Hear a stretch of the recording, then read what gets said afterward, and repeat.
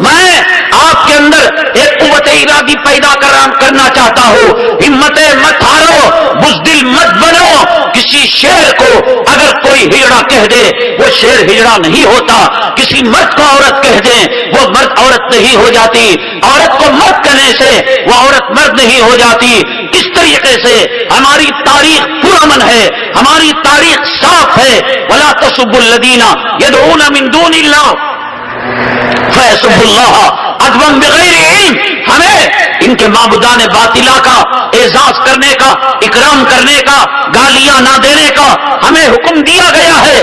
پھر مسلمانوں کس جرم کے اندر ہمارے نوجوانوں کی زندگی کو تباہ اور برباد کیا جاتا ہے؟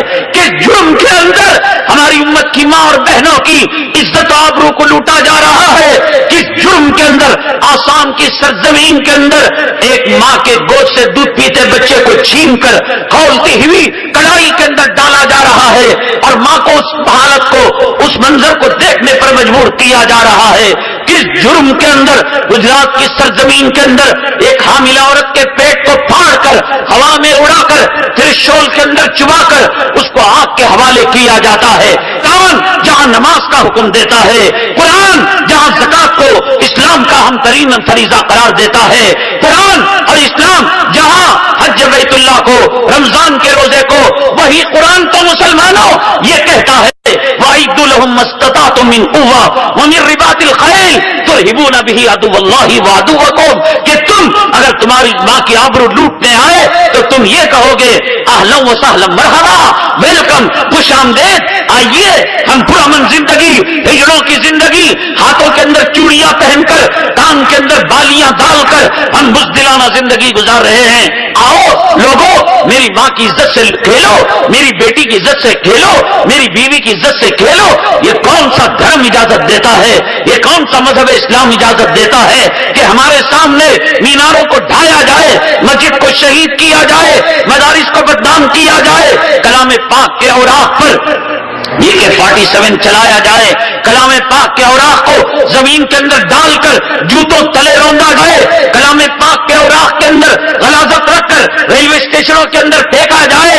کیا مذہب اسلام اس بات کی اجازت دیتا ہے کہ ماؤں کی عزت لٹتے رہے اور امن کے نام پر مسلمان خاموش رہے؟ کیا اللہ کے حبیب پاک جناب محمد رسول اللہ صلی اللہ علیہ وسلم نے نہیں فرمایا من قتل دون عزه فهو شہید؟ جو اپنی عزت، اپنی ماں کی عزت، اپنے قوم کی عزت، اپنے مسجد کی عزت، اپنے مدرسے کی عزت، اپنے وہ علماء جو نبی کے جانشین ہیں، نبی کے وارثین ہیں، ان کے بچانے کے لیے مر جاتا ہے. بدر میں مرنے والا شہید، احد میں مرنے والا شہید، تبوک میں مرنے والا شہید. تو آپ نے فرمایا من قتل دون ماله فهو شہید، من قتل دون عزه فهو شہید. عزت بچانے، مال بچانے، کارخانہ بچانے، مسجد بچانے، مدرسہ بچانے، اپنی قوم کا نام و نشان بچانے مرنے والے کو کیا شہید قرار نہیں دیا گیا؟ اس کے لیے کیا تیاری کی؟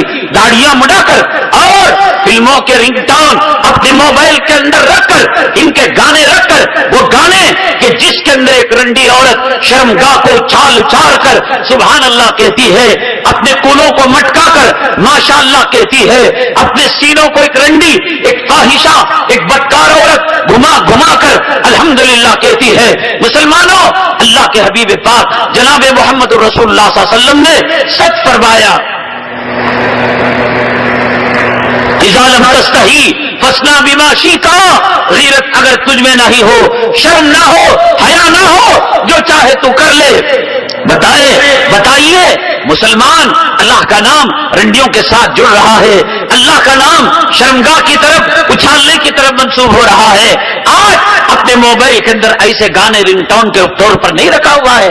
کیا کرتے ہیں فٹ پاتھوں پر بیٹھ کر؟ کیا کرتے ہیں رات کے 11 بجے 12 بجے یہ چائے کے ہوٹلوں میں اور شربت کی دکانوں میں پیپسی اور کوک پی کر یہ کیا کر رہے ہیں؟ کون سا ویڈیو ڈاؤن لوڈ کر رہے ہیں؟ کیا یہ دیکھ رہے ہیں کہ فلسطین فلسطین کے اندر ہماری ماں اور بہنوں کے ساتھ کیا سلوک کیا جا رہا ہے؟ کیا یہ دیکھ رہے ہیں کہ افغانستان کے اندر، عراق کے اندر، صومالیہ کے اندر، رنگول کے اندر، برما کے اندر، شاملی کے اندر، مظفر نگر کے اندر کیا یہ مسلمانوں ہماری ذمہ داری نہیں ہے؟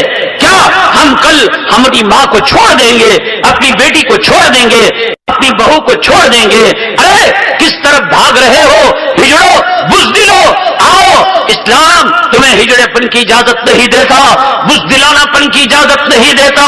دیکھو یہ فلمیں کام آنے والی رہی میرے نوجوان، تو داڑھی مڈا کر تو چمڑا نکال لے، تو ہیرو نہیں بن سکتا۔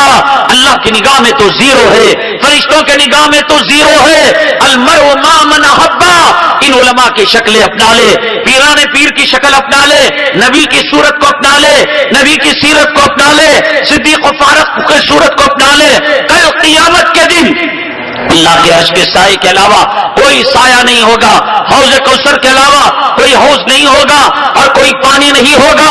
اس وقت یہ صدیق فاروق کام دیں گے۔ یہ آج فلموں میں ناچنے والے، میری ماں کس طرف تو جا رہی ہے، کس طرف تو دوڑ رہی ہے، رنڈیوں کے پیٹرن کو اپنا کر، رنڈیوں کے کپڑوں کو اپنا کر، رنڈیوں کے فیشن کو اپنا کر۔ میری ماں قیامت کے دن اللہ تبارک تعالیٰ ان کی شرمگاہوں کو ان کی پیشانی پر لٹکا دے گا جو دنیا کے اندر بدکاری کیا کرتے تھے۔ جہنم خود ان سے جہنمی پناہ مانگے گے، اے اللہ آگ کا عذاب دے دے، سام کا عذاب دے دے، بچھو کا عذاب دے دے۔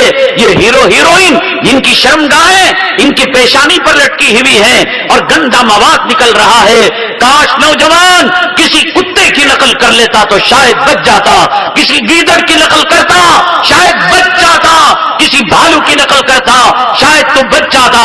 ان فلموں میں کام کرنے والے، کتا کھانے والے، سور کھانے والے، زنا کی طرف رغبت دلانے والے، شہوت آمیز کلمات سے نوجوانوں کی شہوت کو بھڑکانے والے اور عزت و آبرو کو لوٹنے کے طریقے بتانے والے، آج ان کے چہرے تو بنا رہا ہے، آج ان کے لباس کو تو اپنا رہا ہے۔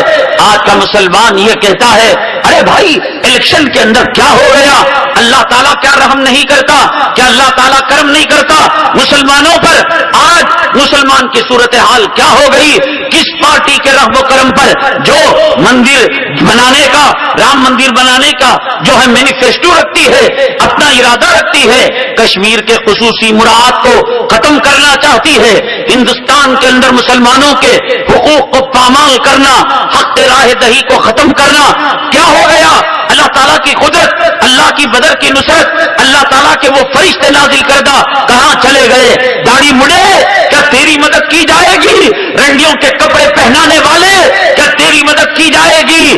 علماء کی پگڑیوں کو اچھالنے والے، اللہ کے گھر کو ویران کرنے والے، سود کھا کر اللہ کے حبیب پاک جناب محمد رسول اللہ صلی اللہ علیہ وسلم نے فرمایا ادنا گناہ یہ کہ ماں کے ساتھ 36 مرتبہ زنا کرے، ماں کا بلاತ್ಕಾರ کرے، سود کھا کر ماں کا بلاತ್ಕಾರ کرنے والے، کیا تجھے پارلیمنٹ کی سیٹیں دی جائے گی؟ پارلیمنٹ کے سیڑھیاں تجھے دی جائے گی؟ یہ تو میرے حبیب پاک جناب محمد رسول اللہ صلی اللہ علیہ وسلم کے جوتوں کا صدقہ ہے کہ داڑھی مڈا کر تو بچا ہوا ہے، قرآن پڑھنا نہیں آتا، کرکٹ کا ریکارڈ جانتا ہے، فلموں کا ریکارڈ جانتا ہے اور گانوں کا ریکارڈ جانتا ہے، کھیلوں کا ریکارڈ جانتا ہے، اور انا اعطینا والعصر کے علاوہ تیسرا سورہ پڑھنے نہیں آتا، دعائے قنوت معلوم نہیں، ماں کا جنازہ لگا ہوا ہے، باپ کا جنازہ لگا ہوا ہے، اور امام صاحب سے ریکویسٹ کر رہا ہے امام صاحب مجھے جنازہ پڑھانے نہیں آتا، میں پراپرٹی کا حقدار ہوں، میں زمین کا حقدار ہوں، آپ نماز جنازہ پڑھائیے، تجھے اللہ کی مدد چاہیے، اللہ کی مدد لینے کے لیے کوئی استحقاق نہیں۔ کیا بگاڑا اس ملک کا؟ اللہ کی عزت و جلالت کی قسم مسلمانوں، تم نبی کی سیرت کسی اور عالم کو بلا کر سن لینا، جہیز کا ناصور، معاشرے کی خرابی، شادیوں کی برائیاں اور کسی عالم سے سن لینا۔ میں احساس کمتری کو ختم کرنے کے لیے آیا ہوں، مردانیت کے جوہر پیدا کرنے کے لیے آیا ہوں، میں یہ دیکھنا چاہتا ہوں کہ خنسا خولا کی گودوں میں پلنے والے بچے ماس اور معاوض بن جائے. میں یہ دیکھنا چاہتا ہوں کہ نوجوان داڑیاں مڑا کر ہجڑوں کی زندگی گزارنے کے بجائے ان کی صفوں میں کوئی خالد ابن ولید نظر آئے, ان کی صفوں کے اندر کوئی محمد بن قاسم نظر آئے, ان کی صفوں کے اندر کوئی محمود غزنوی نظر آئے, ان کی صفوں کے اندر کوئی ٹیپو سلطان نظر آئے, ان کی صفوں کے اندر کوئی سلطان صلاح الدین ایوبی نظر آئے. ان بوڑھوں کی صفوں کے اندر میں حضرت ابو ایوب انصاری کو دیکھنا چاہتا ہوں, حضرت طلحہ, حضرت زبیر, حضرت عبد الرحمن ابن عوف کے نقشے کو دیکھنا چاہتا ہوں. ہجڑا پن چھوڑو, بزدلی چھوڑو. نہ دہشت گرد تھے, نہ ہیں, نہ رہیں گے, نہ اسلام اس کی اجازت دیتا ہے, نہ قرآن اس کی اجازت دیتا ہے. لیکن یہ بھی کوئی امن والی زندگی نہیں کہ کوئی ہماری ماں کی آبرو لوٹنے کے لیے آئے, ہماری بیوی کے آبرو لوٹنے کے لیے آئے, اللہ کے گھر کو ڈھانے کے لیے آئے, علماء کو شہید کرنے کے لیے آئے, نوجوانوں کی زندگی کو تباہ برباد کرنے کے لیے آئے.